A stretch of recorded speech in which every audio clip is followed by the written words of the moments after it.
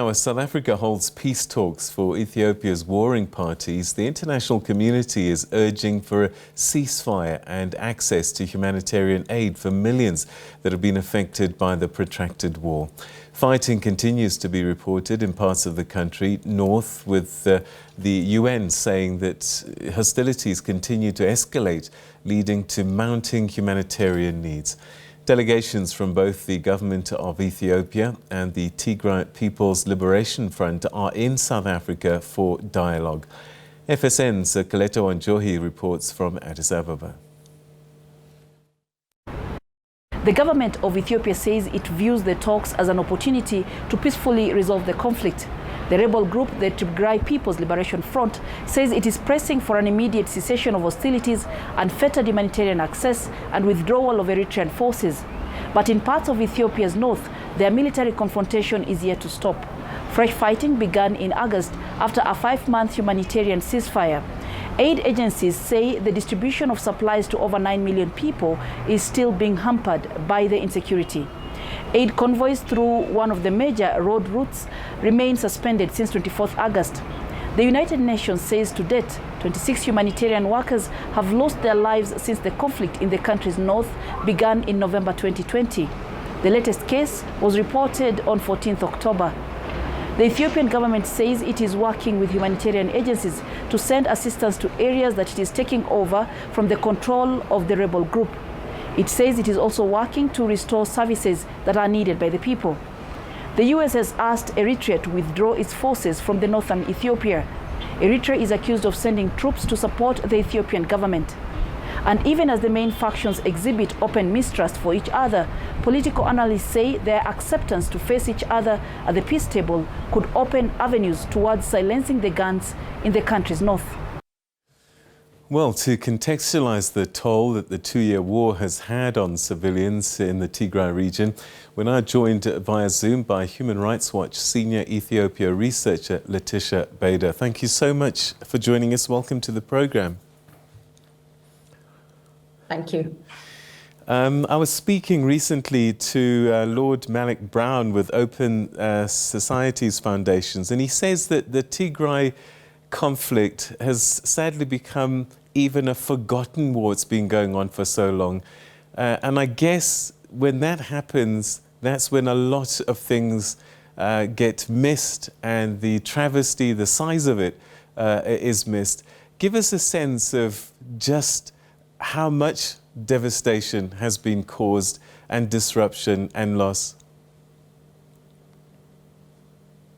Well, I'm not sure I would call it a forgotten war, in that I think it is important to underscore how much since the beginning of the conflict the federal government of Ethiopia, first and foremost, but not only, has tried to prevent reporting on what is going on.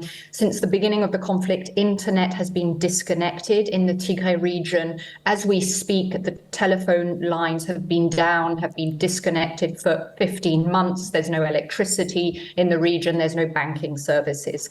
And access is severely restricted. As your correspondent was underscoring, as we speak, since August, there has been no humanitarian access into the region.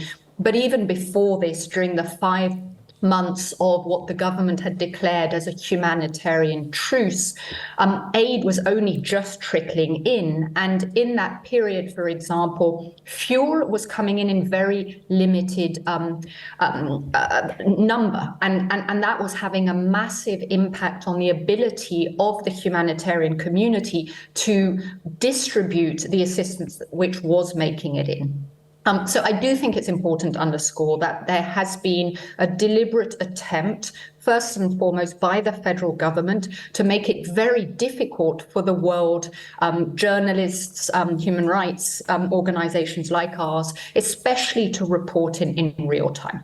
What we do know is devastating, as you underscore. We've documented war crimes by all warring parties, including by the Tigrayan forces against civilians in the Amhara region last year. We've again received reports of killings and looting by Tigrayan forces when they moved into the Amhara region in the more recent bout of fighting.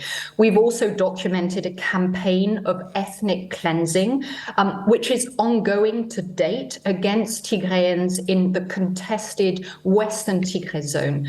Now, this is an area where the Eritrean forces were present throughout and where they stayed even during the humanitarian truce period. So we really are talking about some of the most serious international crimes which have been committed. And to date, we have seen no real accountability for any of these crimes. And this is obviously one of the key issues which needs to be on the table in the discussions which are starting tomorrow. First and foremost, clear commitments to end deliberate harm to the civilian population, and also clear commitments which need to be rolled out immediately to allow humanitarian access and access to basic services. I don't know how much you do know, given the blackout and access, but day to day, what is life like in Tigray at the moment? I mean, it is very difficult to get a good sense. What we do know is that since the fighting resumed again in August, late August, there has been heavy shelling, including using airstrikes, drone strikes in urban areas. We know that, for example, the town of Shire, which fell last week and was taken over by federal government forces and Eritrean forces, there had been shelling on a regular basis for almost 1 week, 10 days before that had happened. In one of the strikes which occurred just a few days before the government forces entered the town, a humanitarian worker, as your correspondent pointed out, was killed. Another humanitarian worker was injured in that strike. And some of the most devastating stories we've also collected is, as a result of the effective siege which has been imposed on the region for